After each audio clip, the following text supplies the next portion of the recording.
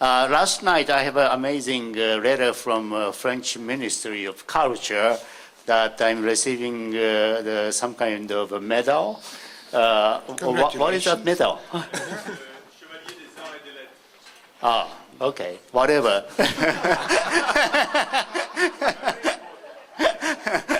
It's a big honor. It's a big honor. People probably, the culture minister saw my presentation last night and they decided to give it to me. She discovered. So I'm officially acknowledged French-Japanese artist now.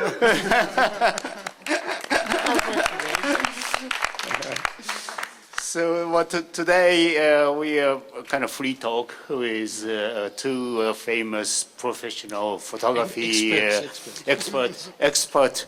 You're a journalist, right, or editor? Yeah. You are not a photographer. No, not at all. You are the By one chance. to give I'm job lucky. to photographer.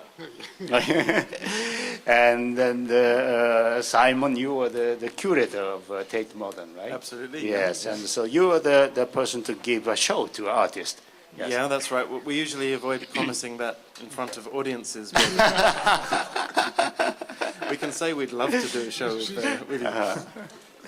So, especially my most recent project is to print Fox Talbot early negative, even before the announcement of the invention of photography on 1839, right?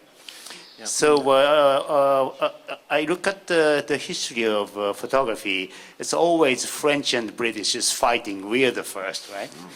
What is your opinion? Well, I thought this was a really interesting point because, in fact, Daido Moriyama, who's also here in Yes, Arles, right. he made a pilgrimage to Saint-Loup de Varennes, which is the home of Niepce, and yes. made a body of work about Niepce, who's definitely the inventor of photography before Yes. Fox Talbot. Right. But I found this fascinating that both of you make this kind of connection. You're both working really in the most contemporary way, but both very, very interested in the very earliest moments of photography. So that was going to be Yes. my first question to you. Ah. How and why you felt it was so urgent and so important to reach back to this early moment? Well, this is the most important moment, the moment of the invention. So I always goes back to the history of everything, including, I'm so dedicated to photography, so I want to know how actually it started in Europe and in France and in Britain. So, and then 5-6 years ago, I encountered this small collection, private collection, holding the earliest the negatives of Fox Talbot, photogenic drawing, it's called. It's a paper negative. And so this is the negative positive method.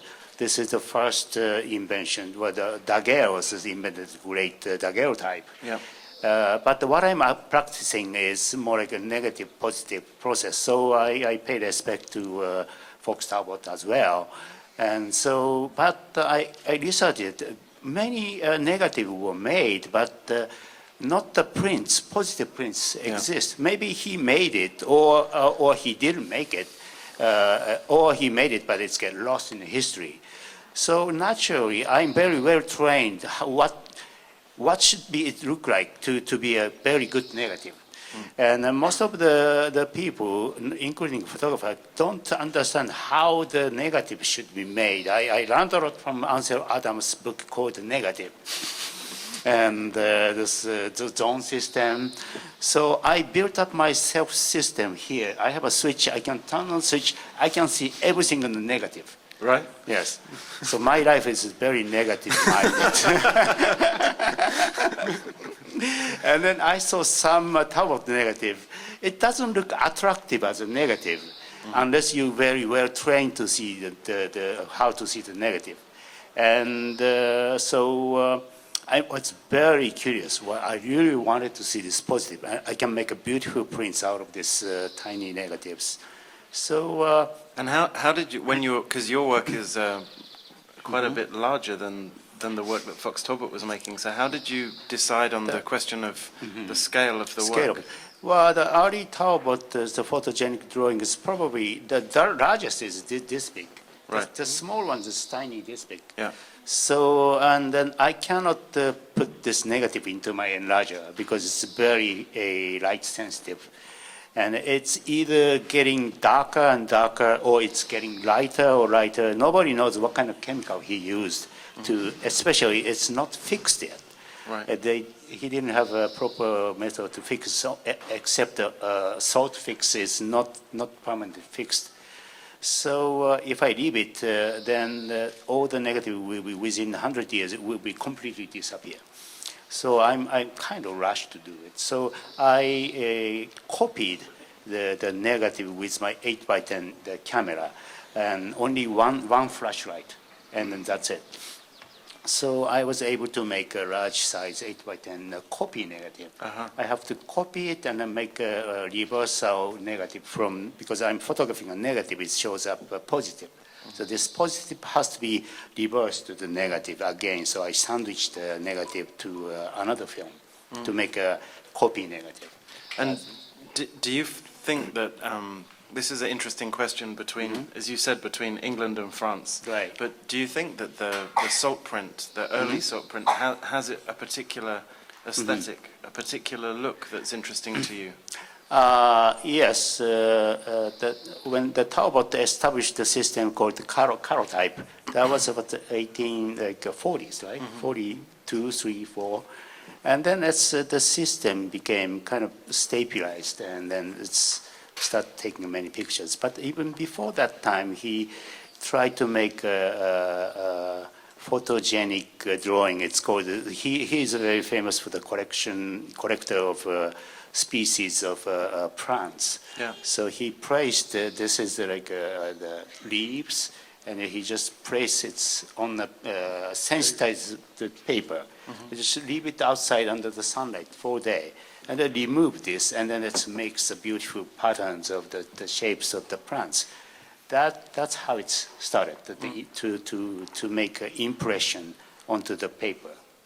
So that's how I interested in.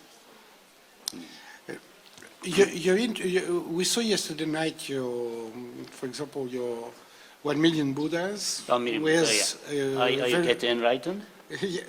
Obviously. Sure, the sun. With very specific use of most contemporary technology. Yes.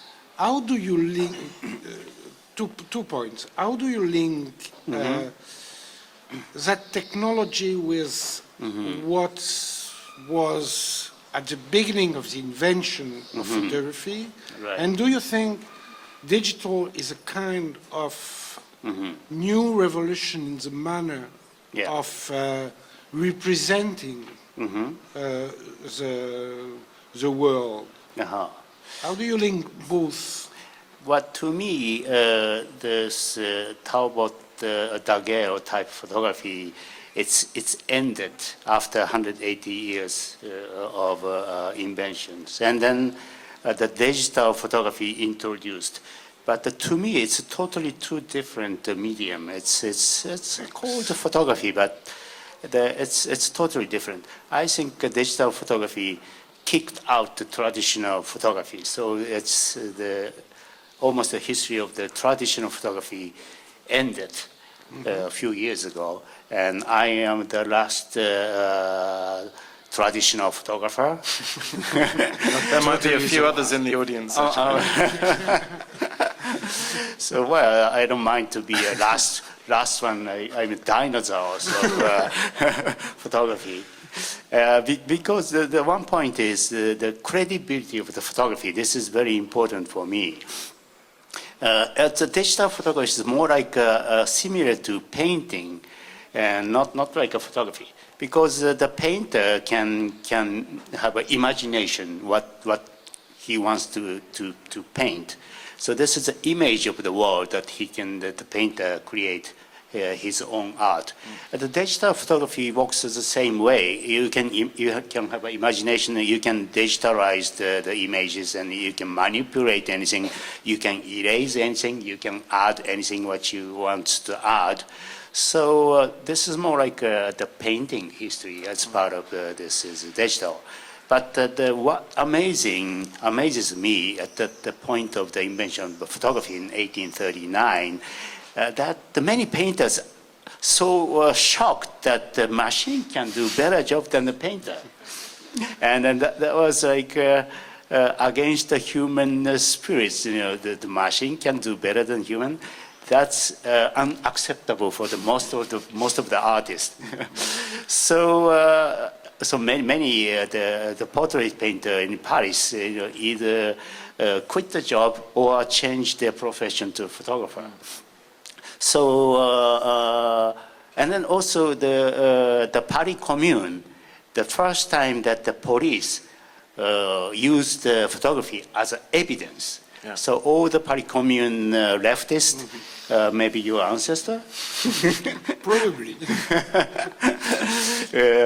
is piled up barricade and is shouting. Those leaders, photographed. They are all, after the revolution's over, the police used this as evidence. So those people are all killed. That's a great thing to look back to as well, thinking about manipulation, because there were also many famous examples of manipulation in the commune of Right. photomontage, very early versions of photomontage. Right. So you have this kind of reality and fiction quite at an early moment in photography. And then also, pictorialism came after, and that's manipulated photography to look like a painter. Yeah. So photography considered for a long time as a second-class citizen of art. Do you agree? Yeah.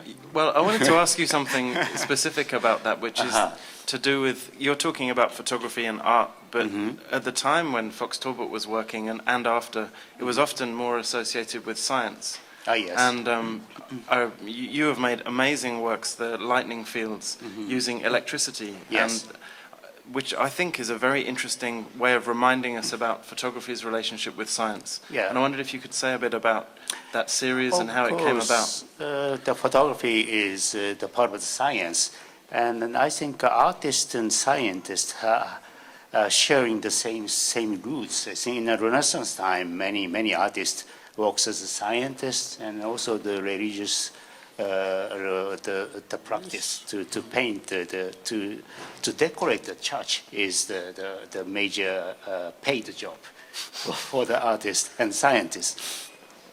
So when I was visiting Laycock Abbey, where the Fox Talbot used to live, it's a beautiful castle, and then he's from the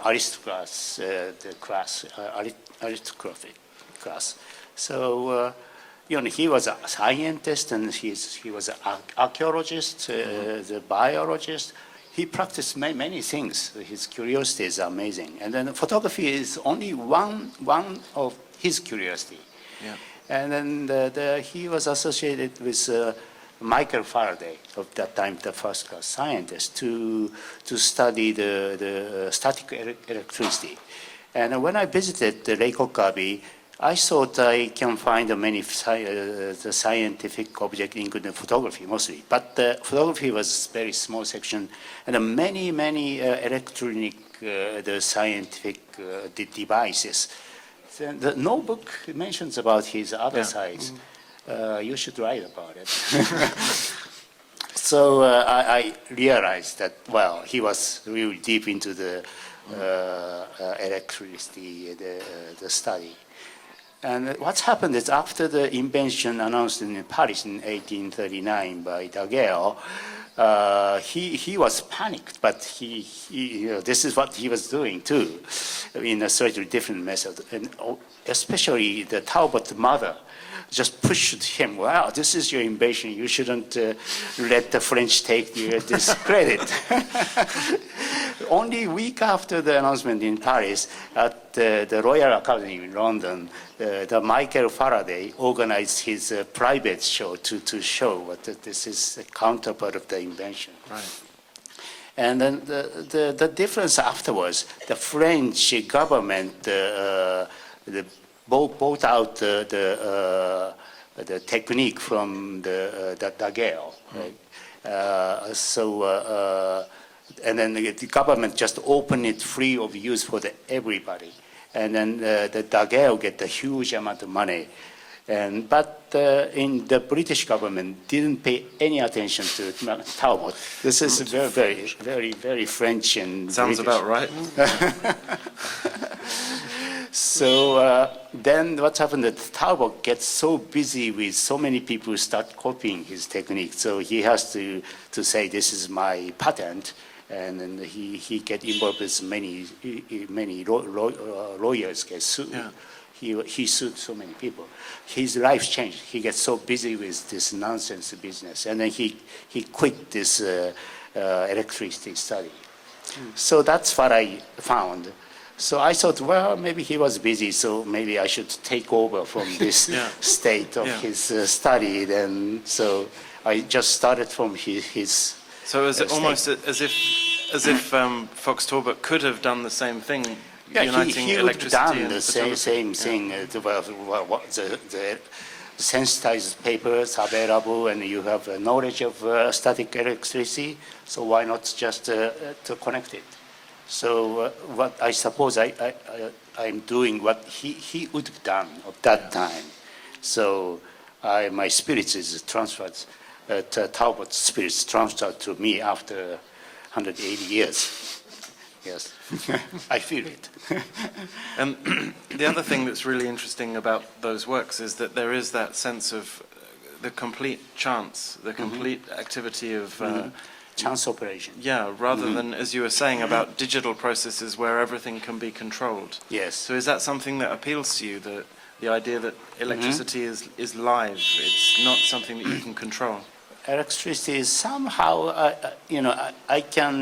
I studied it, how to let this electric field can be able to spark onto the film directly. I spent like 3-4 years. Every winter is particularly good because it's dry conditions. So I even risked my life. Sometimes it just hit my body. 400,000 voltage is proper voltage to make it happen. So this was a very risky, enjoyable process. It sounds a little bit more dangerous than seascapes.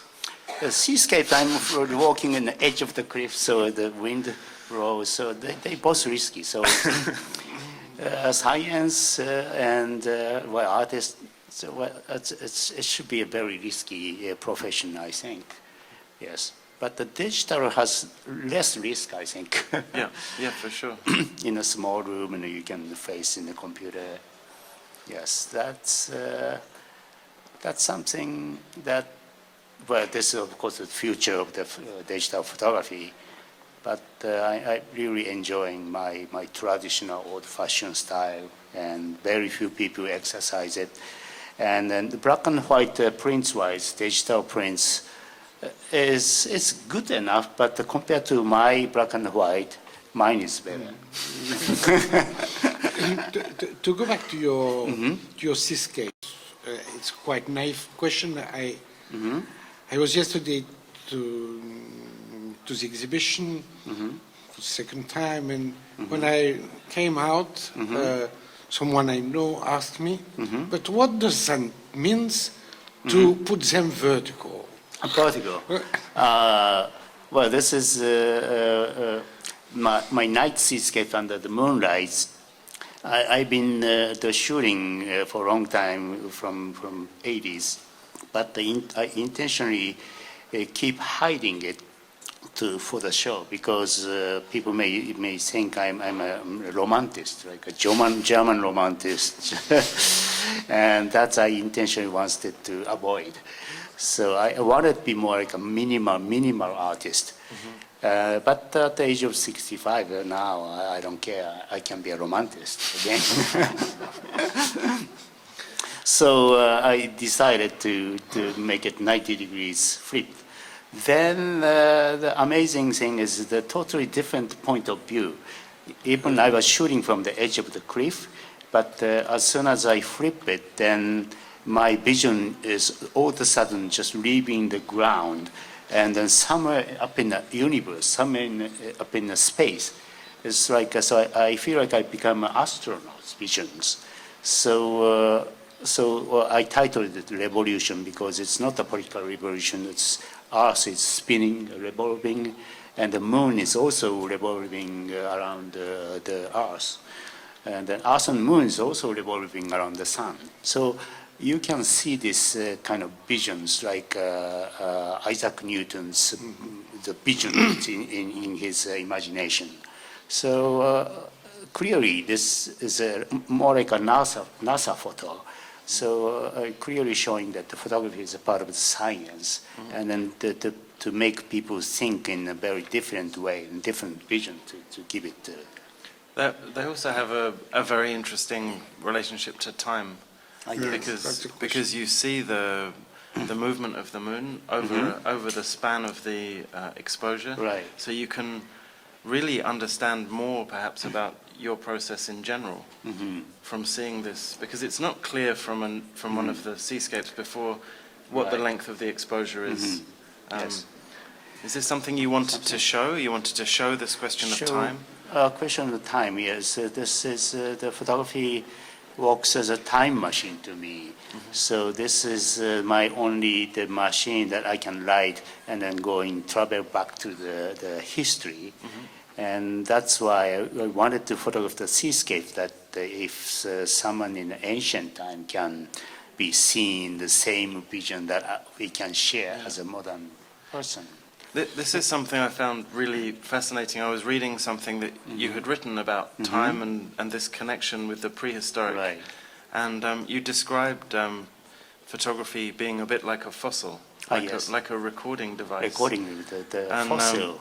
I thought that was a photography which we would think of technologically being completely opposed to the idea of a fossil, which is very it's natural. Fossilization of the time that only camera can make. So I started to collect the fossils as well. 4 million years ago, Cambrian period fossils with sea lily. It's beautiful. The archaeologists or biologists found this rock and then just break it. This is one side is negative, one side is positive. It's a clear record of the shapes of 4 million years ago. It's life formations. So I call the fossils the pre-photography time recording devices. But I think your collection, like you have a lot of different collections, right? Yes. You have a collection of fossils, but you collect many other kinds of things. And kind of the meteorite. Meteorites. Meteorite. Yes. Can you say more about this collecting? Because I'm sure there are collectors here who collect your work. Maybe they'd like to know what you collect. My collectors paid me lots of money, so I have a profit out of it that I use it for my collection. So that sounds fair. But I have a traditional Japanese the religious objects to start with. But recently I buy many objects in auction in Paris now. And a few months ago I was able to purchase the space toilet. That's in the 1970s, the Russian the spaceship before American did it. So they were so advanced. But after the Soviet Union collapsed, so many important pieces is sold. One of it's a space toilet. It's very compact to get the poo-poo in there. Will you use it for yourself? No.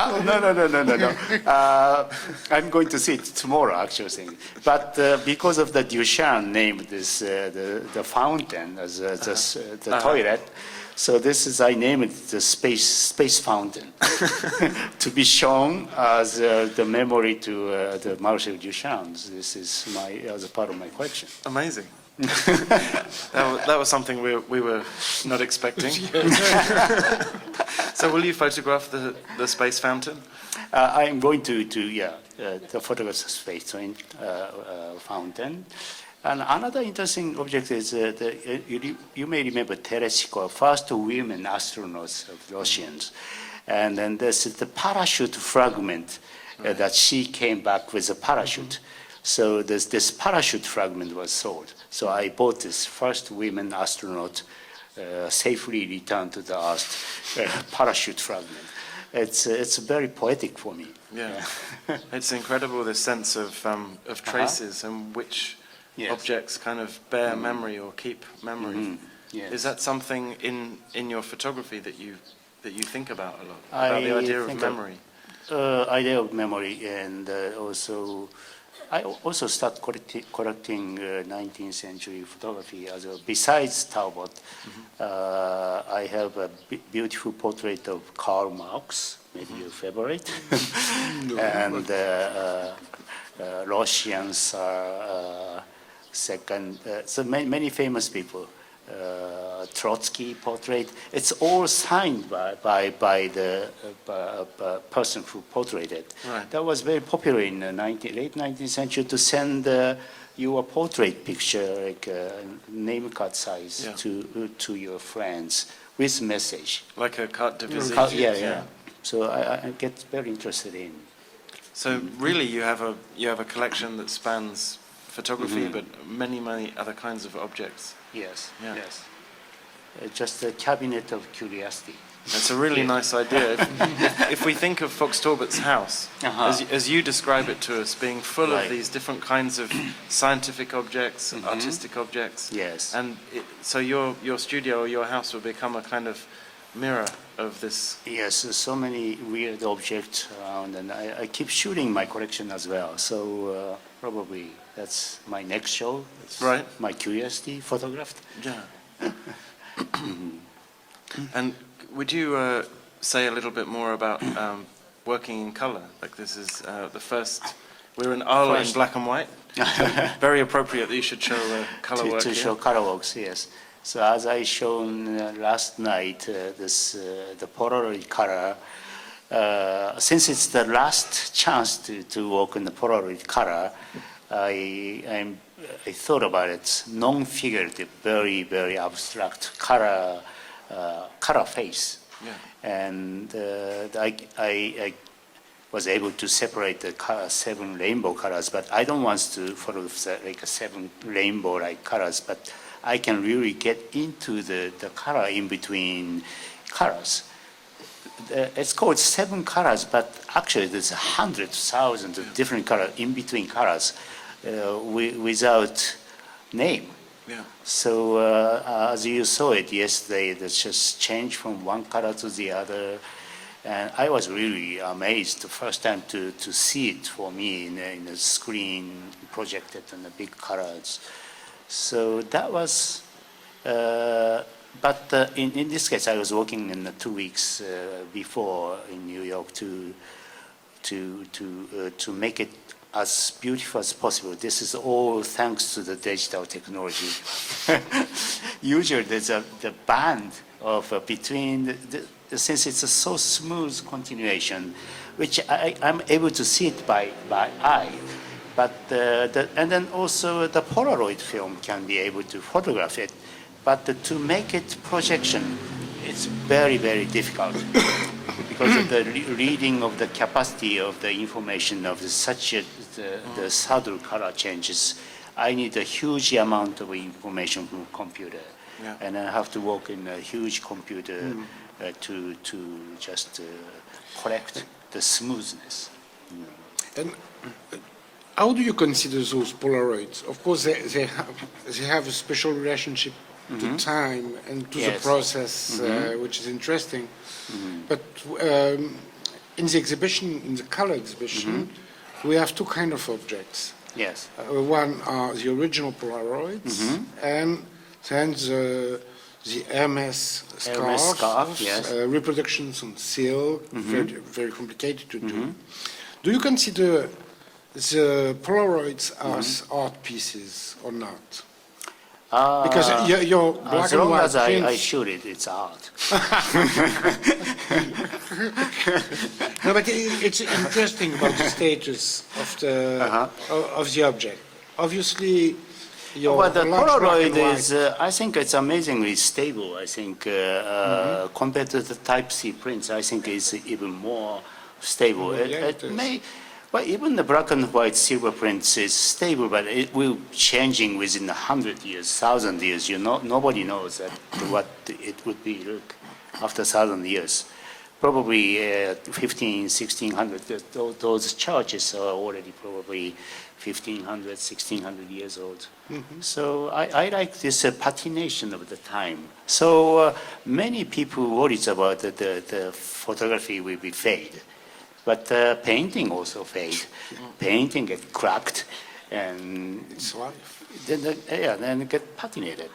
So especially the presentation with scarves in the medieval church that I was able to show the Last Supper, Jesus Christ, that was heavily damaged by the Hurricane Sandy last year in New York, and it's dipped into this sea salt water and mixed with the sour water. It's very, very bad smell. And 2 days it's been dipped, it's saved, and then it's made this very interesting marks of damage. So if I call it damage, it's damage, but it's a patination, it's beauty, then it's art. And when we're looking at the projection, we had obviously the feeling we can have in front of some of the Rothko Ah, paintings. When you were shooting, Yes. had you that feeling? And I think we have that feeling of Rothko because also Yes. of the special texture of the Ah, yes, Polaroid. But when you were shooting, Yes. you had that in mind, that reference to painting or not? It's very painting, interesting between painting and photography. right. You are the limit. Probably yes. While I'm shooting, probably I'm painter-minded in a way. But I'm so busy because the sun is keep going up, and then so the band of the color is probably this much, and it's keep moving like this. So every second it's changing from red to yellow to green. So I only have maybe to click the shutter and then it comes out and then dry it to make it see. It takes 1 minute and then I go to the next one. So I don't even have a time to check the color. I just keep shooting. So I was very busy. And I have my sense of composition and sense of the color. So I just follow my intuition. Well, this is beautiful, this color between the two combinations of black and red. So I was able to shoot 200 sheets of film over the months, I think. Did you experiment other things with color? Did you worked on something else on color? I always hung my show in the very prestigious museums, usually designed by star architect. I always complain how terrible that it's designed. They don't think about artists, how use the space. So I photographed my installation with 8x10 chrome. So I know how to use the color. Yeah. Yes, but the black and white is technically more challenging and difficult for me. And the color has less control. I just send it to the professional E6 laboratory. It just comes out, and maybe second negative can be adjusted to the time of the development. So, but now it's a digital time, so you can change more. And so I intentionally not to use the color images for my art. But the first time it was the Polaroid, and also the architectural design of my space. I've shown it yesterday is the white stucco. So this was challenging, how to make a beautiful neutral white with a shadow quality. No yellow, no green, any other lights. But the white light is a mix of all the colors. So this is very difficult to make a white color photography on the color paper. I think that was just in the night one of the really gifts, because it was really amazing, your new studio in Tokyo with the presentation of the white shot in color was absolutely incredible moment. Yeah, I spent almost 3 years to construct this studio with Japanese traditional stucco people.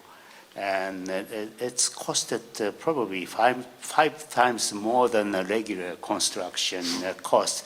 So I need to get my money back. So I made it as an art. So it's a paid where it's balanced zero.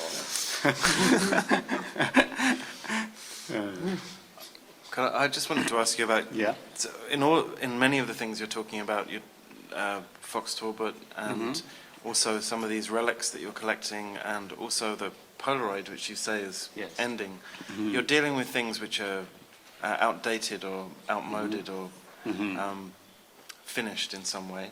But you don't seem nostalgic at all. It seems like you take something forward from this moment in the past. Right.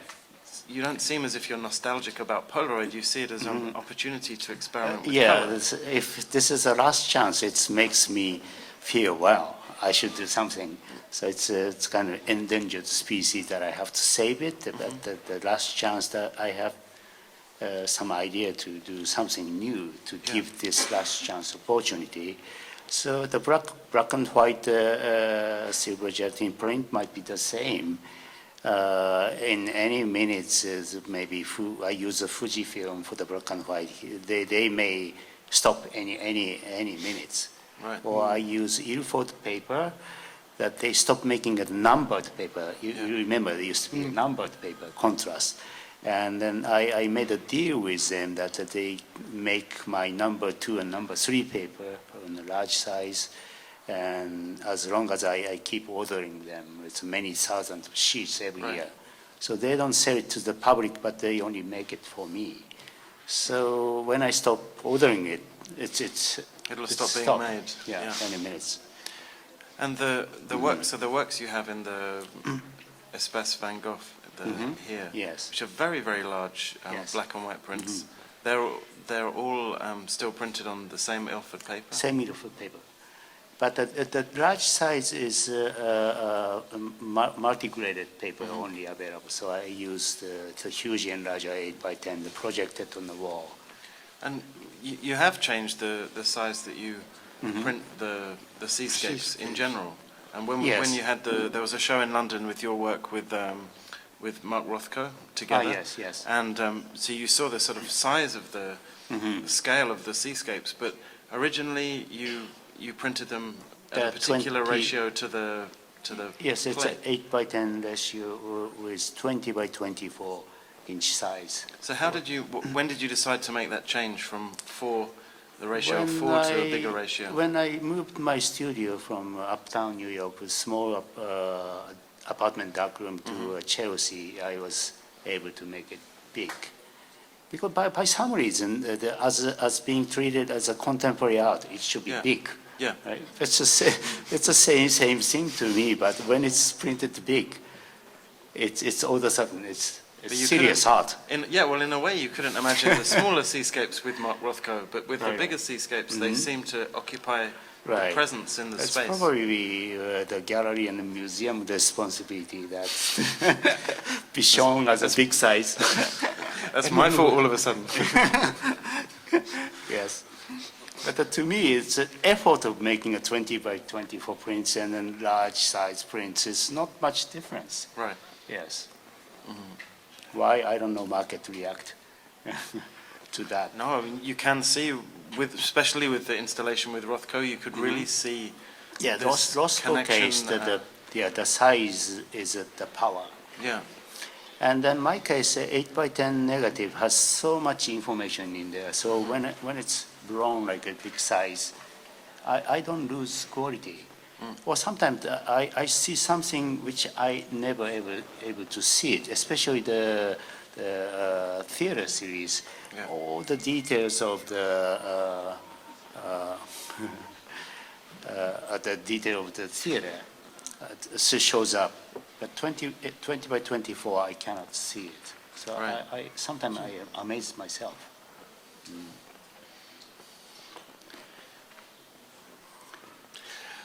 It's an interesting question, that question of size for the prints. For me, I remember when I saw your first exhibitions at Sonabens in New York. So, yeah.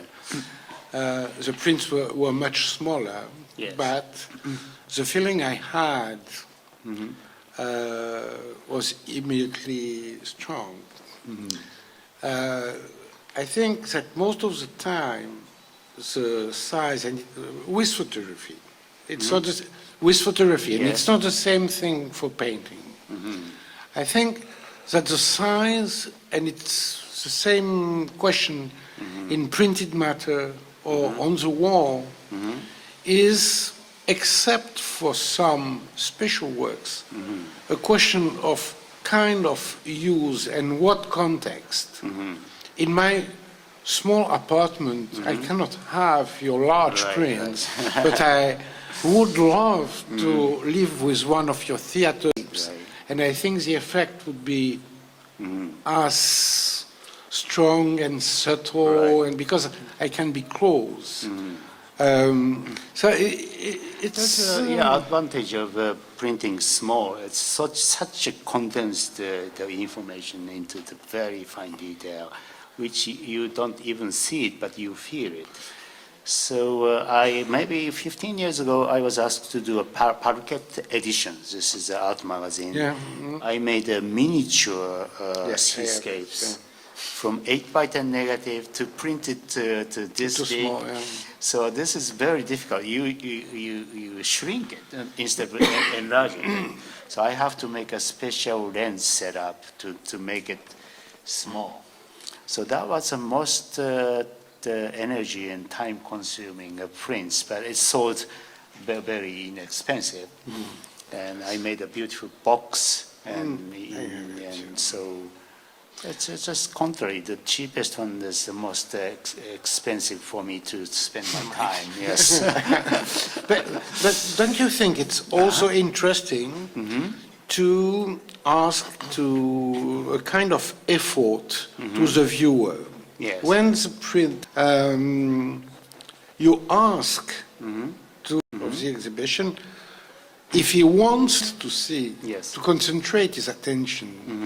Yesterday, I had a dialogue with Alfredo Jarre, and he was telling a totally frightening thing for me. A study says that in exhibitions, in the museums, people stay 3 seconds, 3 seconds in each. front, In front. of one piece of picture. art, you know. That's a serious problem, you know. For the artist, I think it's a serious question. Yes. If the work becomes spectacular, many times I see people who have the feeling they saw, they understood, because we don't ask them to concentrate on something. Maybe the opposite is true of work like Rothko. I mean, we have at Tate Modern we have this room which is the installation of the Seagram murals, the Seagram Rothko murals, yes. work, and people that room, if it's ever taken down for some reason, we have many complaints, and people spend an enormous amount of time in that space. And maybe this is the question for the artist, which is how to make a work that slows down the visitor. Right. And I think we could say this about your work, that it slows us down, Yeah, that's the and good encourages sign. us to look slowly and carefully, and it never seems like the kind of work that you could just quickly take in, because as you say, there's too much information, that it has this kind of effect.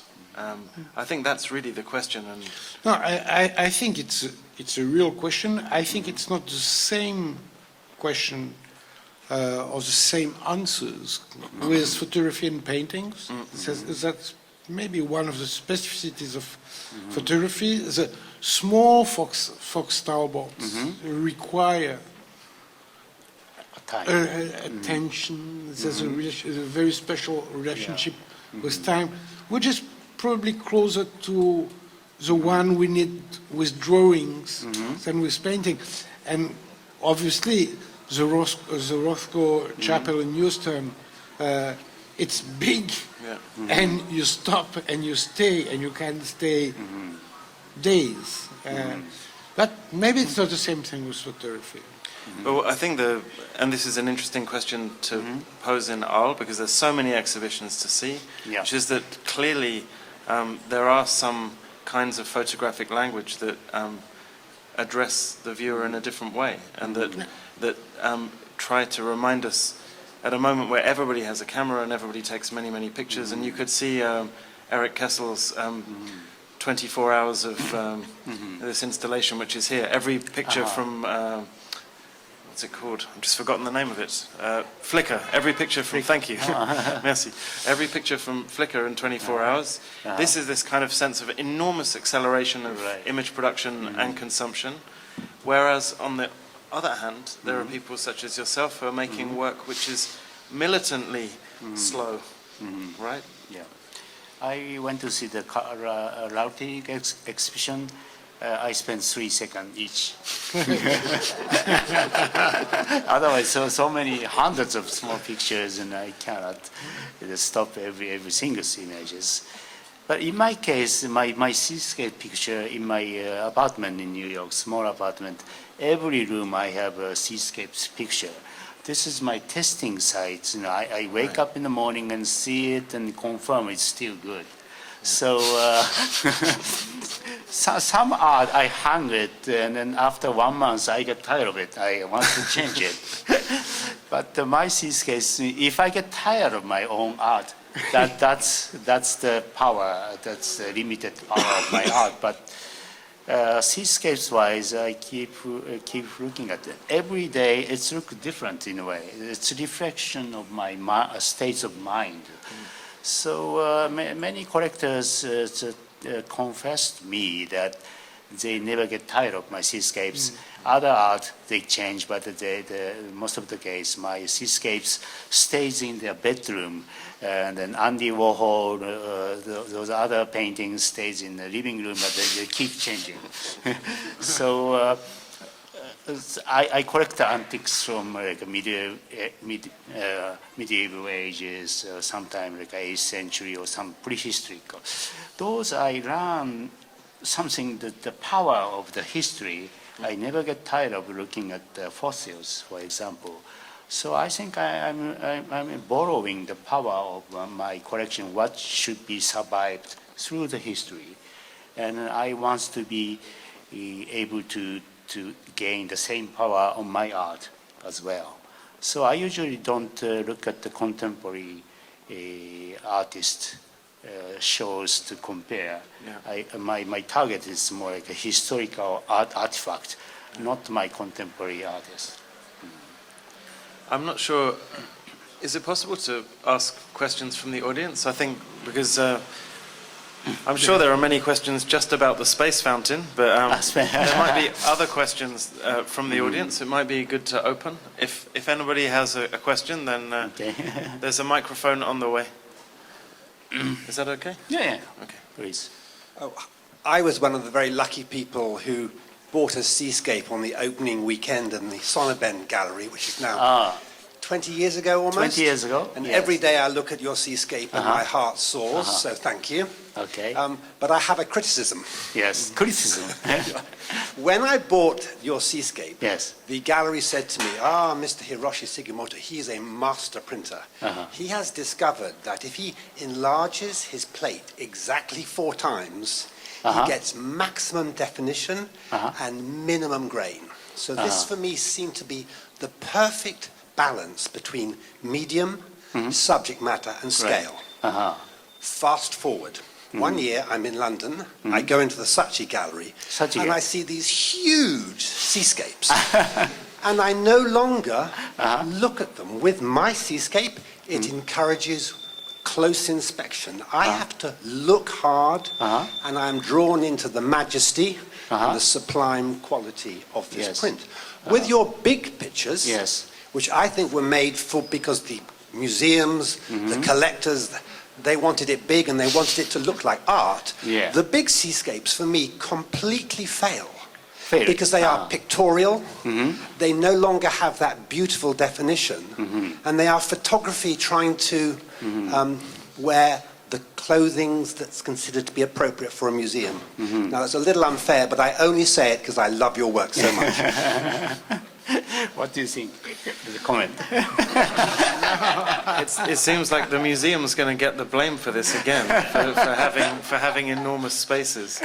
Not only museums and galleries. Galleries, yes, that's a sales promotion for you of Sonoben that time probably. But I personally, I don't have a big wall in my apartment. So the one I'm looking at is a 20 by 24. Yes. And it's more controllable, the printing wise. The large print is very difficult to control. So within my hand, I can control better. So I basically agree with you. Yes. Is there any more questions from the audience? There's one. Again, about your seascapes, you mentioned earlier in the week that they came from your childhood. It was your first memory. Yes. Is this still true for you, or has that become unstuck now and it's something else?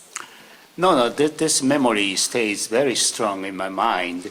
So this is the particular point I still remember. This is like hour and a half from Tokyo west side near Mount Fuji and Mount Hakone. This is a very steep run, so that the train runs maybe 100 meter, maybe 50 meter above the sea. And finally, I am able to purchase this property where I saw first seascapes. So I planning, this is a huge, maybe 30 acres of land. It's orange tree field now. It's still beautiful. So I decided to purchase this land, and then I established my own art foundation to store my collections and my negatives. So within 2-3 years, this will be my architectural practice to build my own foundations and buildings and a traditional 15th century no stage, and many buildings will be built. So that this is my life is constructed onto my first memory of childhood seascapes. I think we might have time for one more question.